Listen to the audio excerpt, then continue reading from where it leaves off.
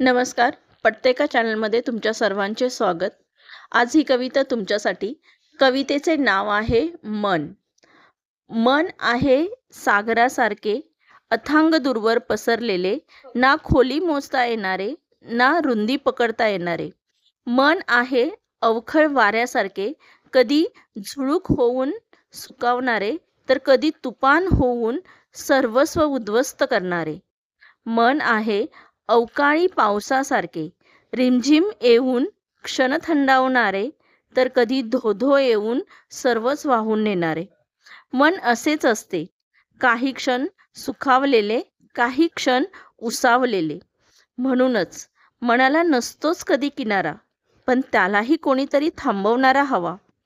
मनावर मेंदूचा अंकुश हवा, सैरभैर मनावर मेंदूचा ताबा हवा. काय म्हणता, बरोबर ना?